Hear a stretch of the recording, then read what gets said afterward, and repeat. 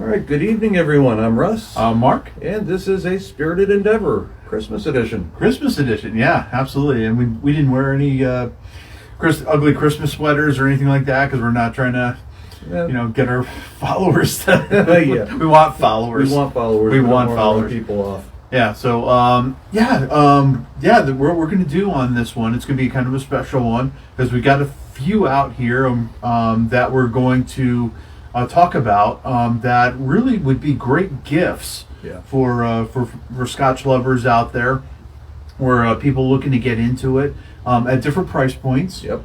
The one thing that we did agree on is that the Scotch has to be readily available. Yeah. We can't, you certainly don't want to, we've got some ones that we love that are kind of rare, hard to find. And if you can, do that, for your Scotch lover out there, that's great. Yeah. But we wanted stuff that you can go to the shelf and find.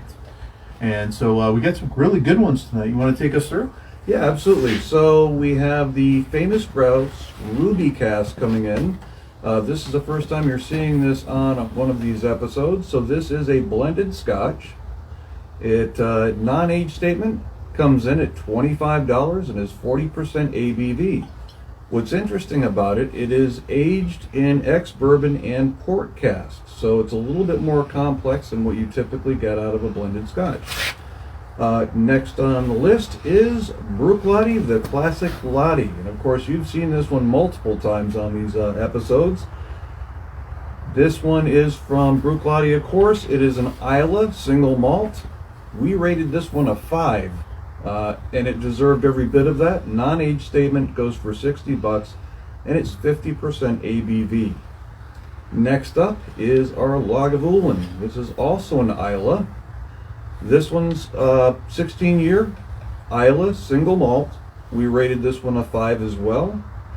And price for this one's right around $90 and it's 43% ABV. And then next up, another favorite of ours, Jura 18. So Jura is from the Isle of Jura. We rated this one 5 as well. It is an 18-year, goes for about $160 and it's 43% ABV. And last but not least, honorable mention is going to be Compass Box Hedonism. And this was another one that was rated very well, came in at a 5. And that is a non-age statement blended whiskey. They do a fantastic job with it too. Yeah.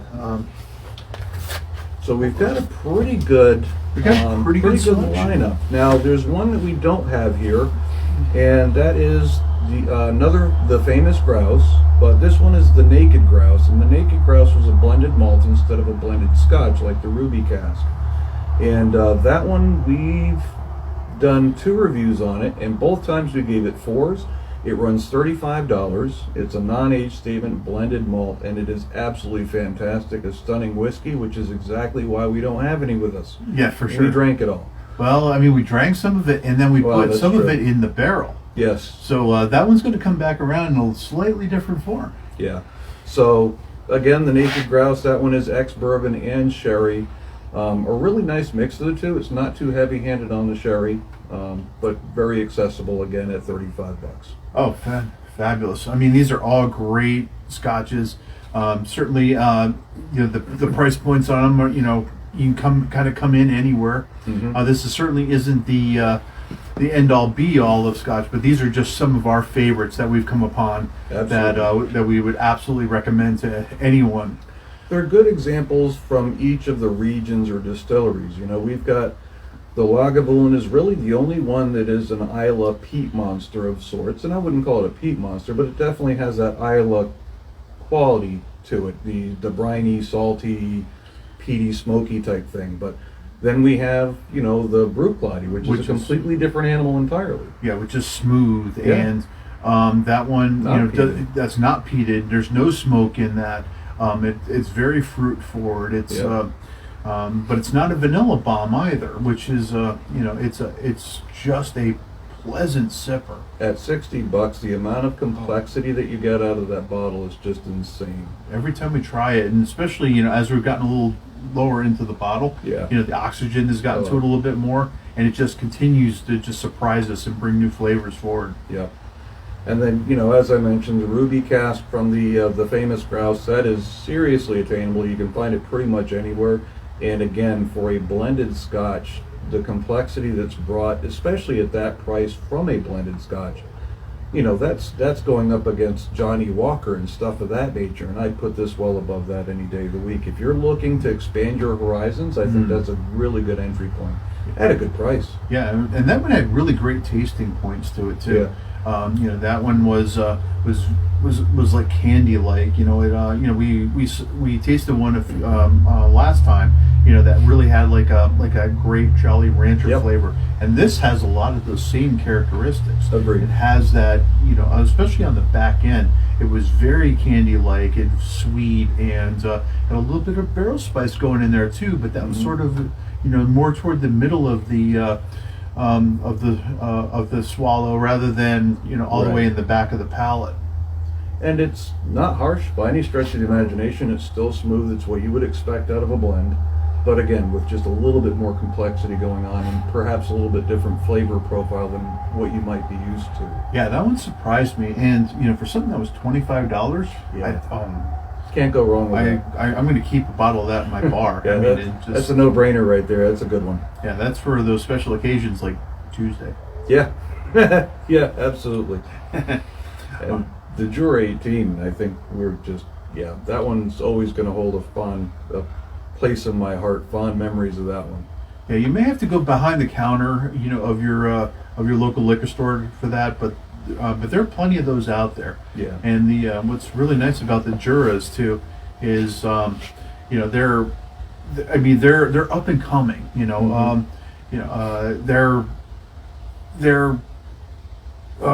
What do I say? They redid their lineup not too Yes. long ago. So Jura's been around for a little bit, and it's its own island, just kind of like Isla, where Lagavulin is an island. Jura is an island as well. And the interesting thing is they don't fit into the stereotypical island kind of whiskey. They're not scared to do their own thing. But since they've revamped their lineup, just like 5 years ago, I think it was, what they've brought to the table, in my opinion, is just fantastic. We've bragged about their 10-year multiple times. Their 18-year was just stunning. Stunning. And what they're trying to bring to the table now is accessibility. Yeah. So it's out there. It's something that you can find. It's something attainable. Yeah, and Russ is absolutely right. And I saw what was the one prior to the 10 that we tried. 10 is the first one we tried. I saw another one today, and I can't remember, but it was about that $25 price point on it too. Interesting. So so Jura's bringing a lot to the table. The triple wood, we tried was Yeah, that's fabulous. right. Yeah, it really was. I haven't had a Jura that I haven't enjoyed actually. Yeah. There's a few distilleries out there, and Jura's one of them that are just putting art in a bottle. Yeah. Bruichladdich is one of them. Jura, certainly Talisker, and Killoman's one that we'll Killoman. be talking about. You Yeah. didn't make it into this, but that's one you're going to be seeing from us again. But the Jura 18, again, that one goes for about $160, so it's a little bit higher price, but it's really well worth it. That one scored really well with us, got 5s from everybody, and it's one that we're very happy to go back to. Now the Compass box. Oh yeah. Now we talked about the Compass box before. Now the Compass box is really putting, they're really bringing blends, out there. They're really putting artwork in a glass, and they're making magic with their blends. Yeah. And I know that there's such a I don't know, like a hang up on single malts. Mm-hmm. That single malts is a superior Scotch, and that's actually, we're finding out that's not always the case. Oh, absolutely. Well, there's been a few things like that, like age is everything. Age isn't everything.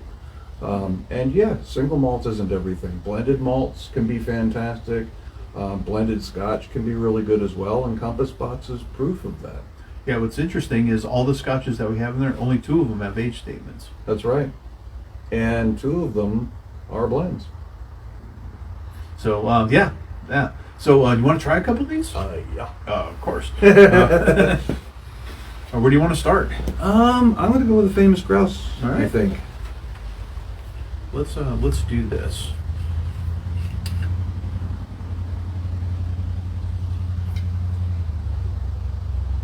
We're doing 5, so it's going to be really little for us today. Yeah. Yeah. Just I don't know so we're going to be simple. sampling all 5 of them, but if we do, it may be on the floor momentarily. Yeah. So, again, this is a blended scotch, so that means there is malt as well as just grain. Again, this is going to be along the lines of a Johnny Walker or something of that nature. Now, as far as color is concerned, yeah, very likely there's color added. Very likely it's chill filtered. Yeah, it's the legs on it are a little, I mean they're there, but Yeah. but they're not, But they're not really super glassy, super clingy. Yeah, you start adding grain alcohol to them, and that tends to thin them out a little bit. But I would say that it does retain it pretty well. So again, what makes this so unique is, again, you get that smoothness that you would expect out of a blended scotch, but then you get what that port cask brings to the table, and that's just so pleasant. Now it doesn't have a strong nose to it. No, it really doesn't. I am picking up a little fruit in Mhm. it. I'm getting the sort of that port influence to Yeah. it. So it's got like a, like a tannin, like a, sweet tannin, like a, almost like a Concord grape. Yeah. Well, what's interesting to me is to see what port brings to the table versus a sherry cask. Because Yes. there is a little bit of a difference in the flavor profile. They're both fruit, but one tends to, I think the sherry tends to be a little bit darker than what you get out of the port cask as far as the fruit types. Yeah, and port has a tendency to be a little creamier, a little darker. Has more of those dark fruits to it.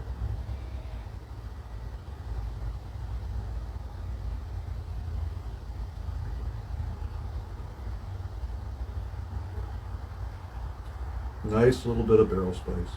Little Just bit. a little bit. Yep, it's just as it hits about the middle of your tongue, you're going to get that barrel spice, and then on the back end, I really get that fruity, that candy, that Getting a little of the vanilla on this one too.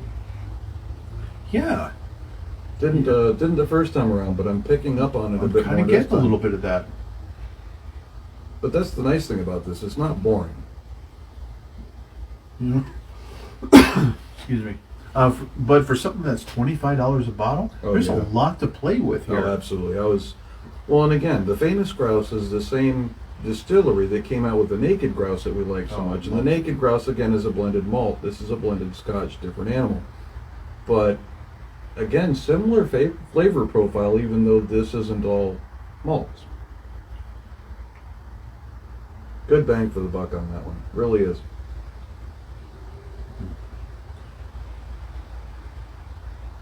Yeah, I'm enjoying this one. Yeah, the fruit notes on that are very nice. I can't believe that's so $25, Yeah. so accessible. Yeah. Ah, so And I good. found that several places around here. It doesn't seem to be hard to It's find everywhere. at all. And they've got a couple different variations of this, but the ruby cask is the one that has the port cask finish, and that really just, wow, I'm impressed. Yeah, I'm enjoying this one. All right.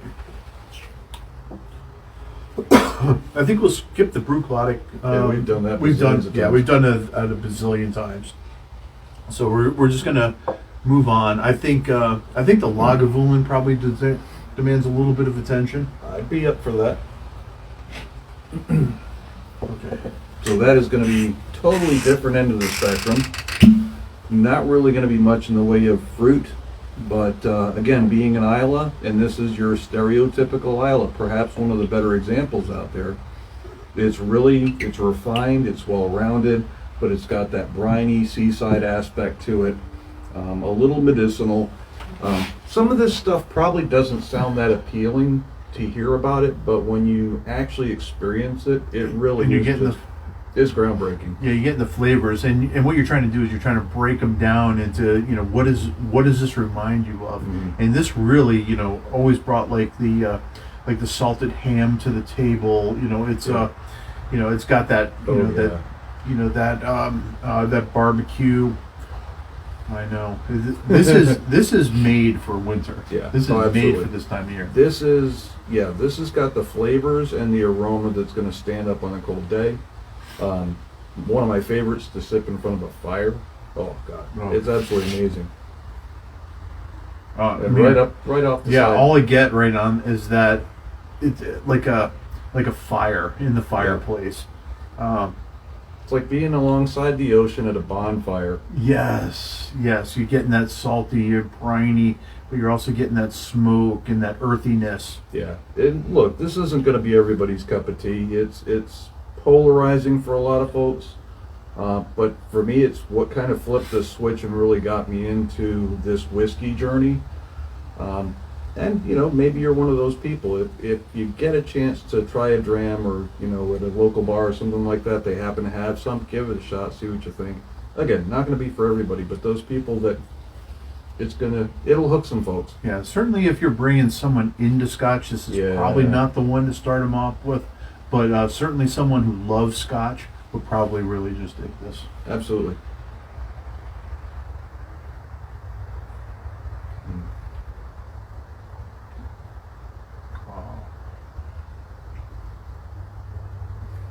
Oh God, that's amazing. God, that is always just such an interesting dram. Yeah. I mean, you really get that ham. You really get it's like licking a ham. You get the salty aspect. You literally get the ham nature to it. I mean, it's like licking a ham. It really is. Oh man. Oh. And the smoke on that is really nice too. It's pleasant, and it just rolls around in your mouth and on your palate. Even though it's chill filtered and color added and everything, it has great legs to it.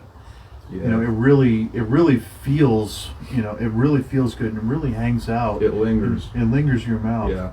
I would expect that to be in a full, oily whiskey. Yep. And even though this quite isn't that, I mean, it really has a lot of those characteristics. When you talk about Islay whiskeys, especially the really smoky, peaty ones, generally speaking, Lagavulin 16 is viewed as being the mature version of that. You have Ardbeg and you have Lafroy. They're brash and they're in your face. And look, Lagavulin, again, it's going to be polarizing because of the peat and the smoke. But it really is just stunning. And yeah, it's just like ham. And every time we go back to this, it's a surprise. Yep. And it's there's something new there. Mm-hmm.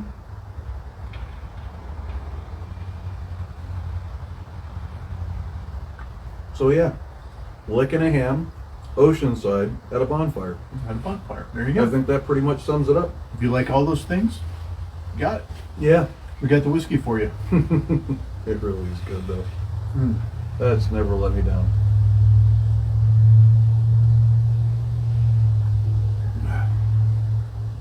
Then that's the one that has pretty much proven that it can be chill filtered and color added and still be friggin' fantastic. I prefer when that isn't done, but you know what? I'm not going to hold it against the distillery for going that direction, because clearly it can work just fine. I would love to see a cask strength of that. Oh man, no kidding. The cask strength. Because what's the ABV on this one? It is 43. 43. Yeah.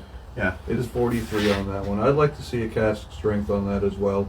We tried that 8-year, and the 8-year is nice. It has a lot of similar flavors, but the youth, it did seem like it was lacking a bit of the complexity that this brings to the table. I'd love to see the 16, like you said, at cask strength, so you get that the complexity that time and barrel brings to it. Yeah, I would love to see that without the chill filter too. I'd really love to see like the native of that whiskey. Yeah, but damn, that's good. I know, it's really tasty. Wow. My God. And pretty much anything you drink before this will be forgotten once you've had this, because it will overpower pretty much anything. It's true. In fact, I better cleanse the old palate here. Mm-hmm.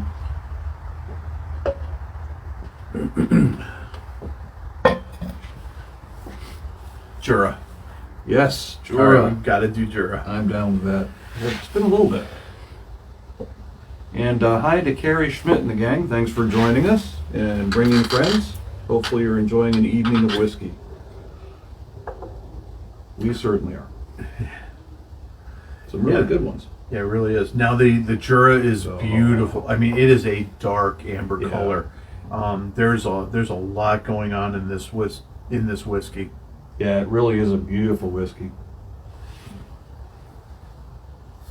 Where the other ones were sort of like a honey amber color. This is dark. Check that out. Just gorgeous. So 18 years, $160, worth every penny in my opinion. Yes, this is we've talked about like the the more expensive whiskeys. Now some of them are absolutely worth every single penny of that. You don't have to break the bank to find something really amazing. So but certainly if you're going to spend the money, this is one to kind of point to. Yeah. Yeah, you could just tell. I mean, that one just teases the nostrils and just And the oils on that. the oils are just. insane. I know the legs on this are just amazing. This is another one I'd set by a fire. I would too. It's got a little peat, a little smoke, but not like the Lagavulin. No, it's a different character too, and I think some of that is the different peat that they use from Jura as opposed to Isla. We've talked about that before, that the I guess grasses and everything that make up the peat have a huge influence in the flavor. And Jura definitely has a different flavor profile than what you get out of an Isla. Right. The Islas have a lot of heather influences in this, and the Jura does not. It's more floral, and it's grassy and floral. Yeah. And, as opposed to heather and some of those spicier notes, the earthier notes.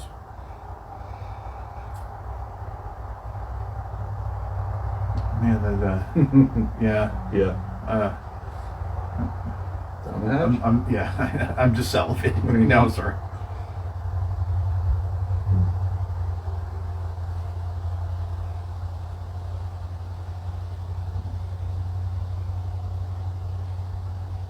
It's a little bit of barrel spice, but very nice. Sweet. It's sweet. Nice oils. Lingers a while on the palate. Yeah, just a little flash of smoke, Yeah. and then it's gone. Little, earthiness in that. Not really getting a lot of fruit. No. I always get this little, like a touch of peanut. Yeah, Usually just like on the a little exhale nutty. as it goes up through the sinuses is where I tend to pick that up. And the 10-year has that as well. Yeah, maybe a little fruit on the back end of that, but it's certainly not fruit forward. It's not a vanilla bomb by any stretch. But it's got little elements of each. Exactly. There's no one that's going to kind of step to the front and obliterate the rest of it. It's just really well balanced. Yeah, it's like there's like a little peanut, a little nuttiness, Mhm. a little bit of fruit, a little bit of smoke, but Yeah. but all of these things just hit you for just a second and then they're gone, Yeah. and you're just left with just this pleasant. It's well pleasantness. balanced. It's well balanced. Very well balanced.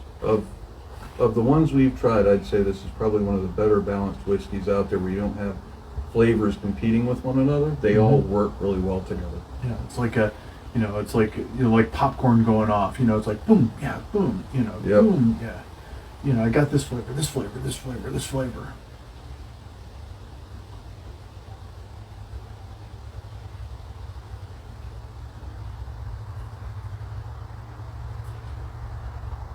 There's like a little citric note that I get. Yeah, the more I drink it, the more I'm getting that. So it's funny. That's one of the things that I remember from this one is what makes it so interesting is the fact that as your palate acclimates sip by sip to certain flavors, other ones start coming to the front. But again, Yeah, now I'm getting more of that citric kind of fruit. I got a little orange peel now. Yep. Now and there's something else going on in there too. Like a little butterscotch or something. Yeah. It's not a vanilla flavor, but it's like a buttery flavor. Like a butterscotch, I think. Really cool whiskey. Very cool whiskey. Oh, I enjoy this, and every time I revisit this one, and it's been a couple of times, it's always brought something really, really new to the table. Yeah.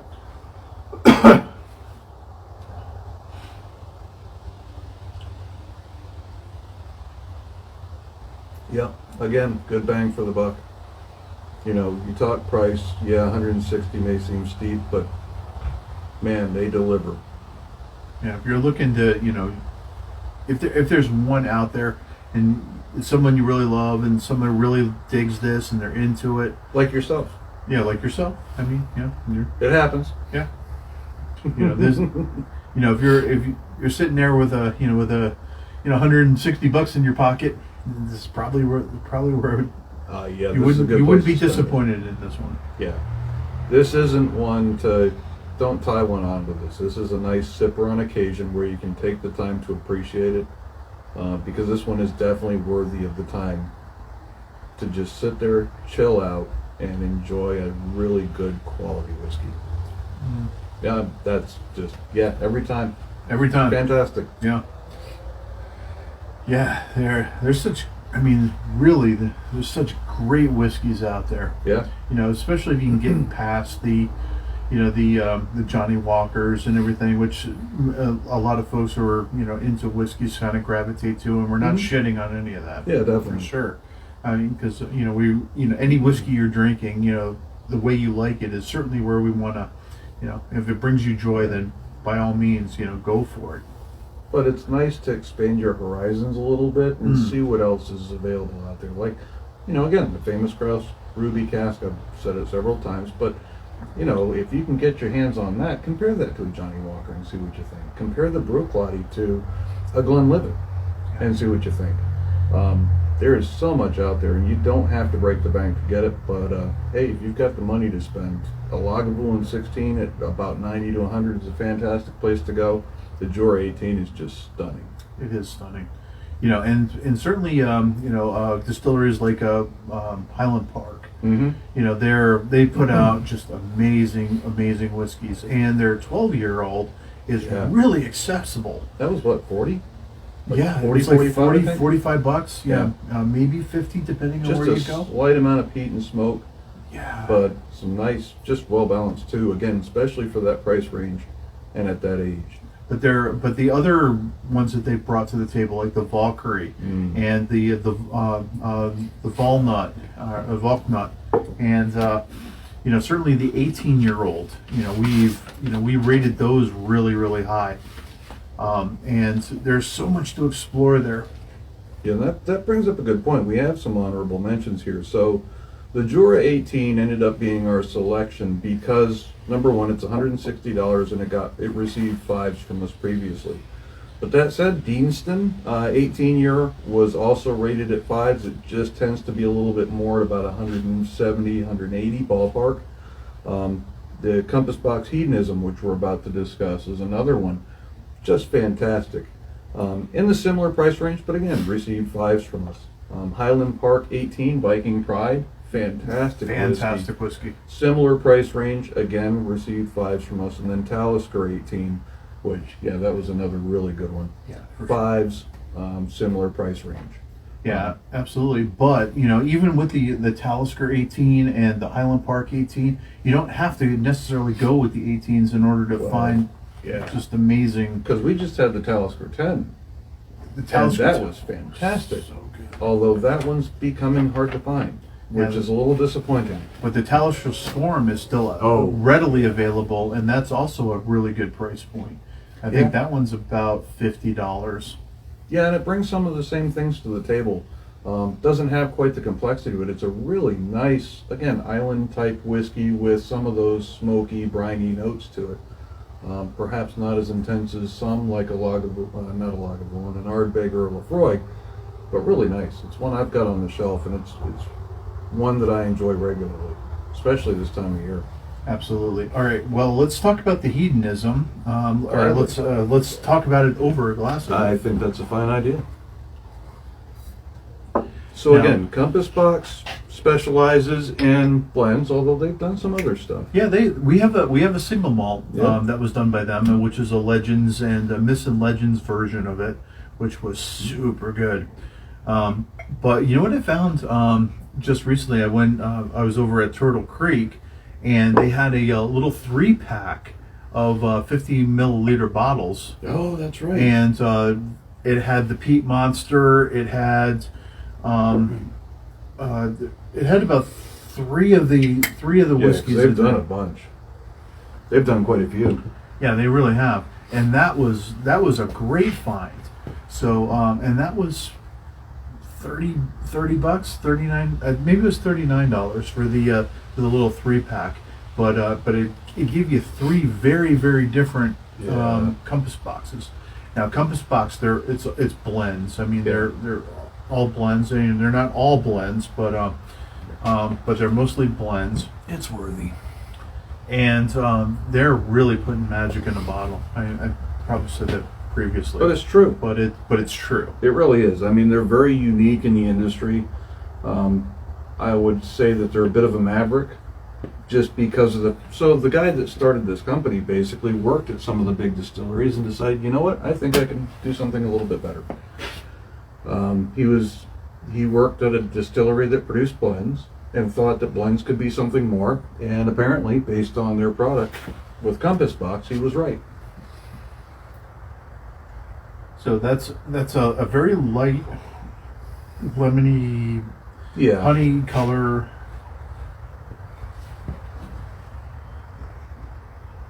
It's got beautiful legs to it. And what's cool is they're real big on full disclosure or transparency. They tell you what went into making that bottle. So basically what they do is they say, okay, this is the flavor we want to bring to the table.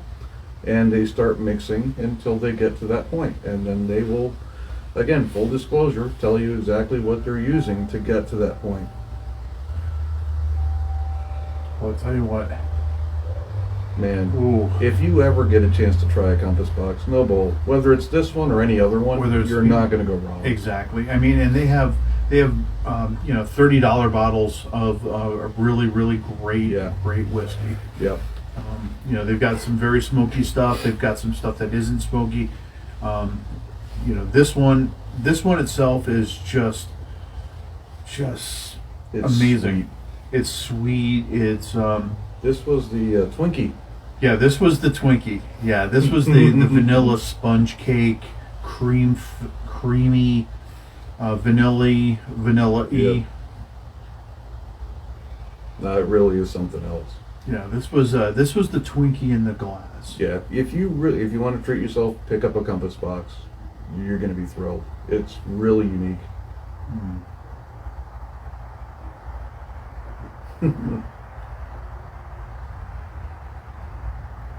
Oh yeah. That hasn't changed at all. Crying out loud. I know. Right? That is. All right, guys, plug your ears. Fuck. My God, that's amazing. Seriously, you got to try Compass Box. Got to try at a some Compass point. Box. Yeah. It's just stunning. Yeah. Do not shy away from the blends. Yeah, this is hedonism. That's this one, and it's just amazing. But every one we've tried has been the same reaction. Wow. Yeah. Gonna take a sip of this. You're gonna need a tissue. Yeah, maybe a couple.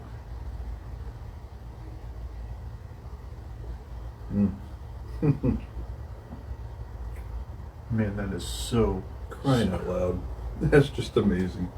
We're too So busy good. just sitting here sipping it and not talking about it. So it's got a really unique sweetness to it. I get like this little, a little bit of a citrus kind of fruit element to it, but then there's that, like you said, that sponge cake kind of vanilla thing going on. And it's so smooth, and the texture's really nice on it too. I mean, the legs on this thing are fantastic. It really clings to your palate. Yeah. It's it's got that taste. It's got that pleasant taste that just sort of lingers and just sort of massages your palate. And just a hint of barrel spice to it, not a whole lot, but just enough to keep it interesting. Yeah, exactly. Really well balanced. Yeah, you get that little flash of oakiness in there, and then it's gone, and then all I taste is that sponge cake. But every one of their products has been very unique. None of them are dull. Wow. That is so good. Mm-hmm.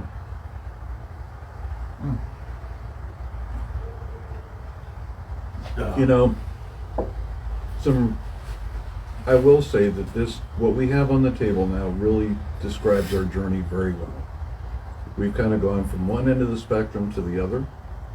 We have some absolutely amazing distilleries here. Compass Box, Juro, Lagavulin, Bruichladdich, and the famous grouse, which, I mean, we knew the naked grouse, but the Ruby Cask clearly is along similar lines at a better price. Thoroughly impressed with all of them. And yeah, I think these are the right call as far as our recommendations are concerned. All right, so if you got a whiskey lover out there, you won't go wrong with any of these. There's one in every price range.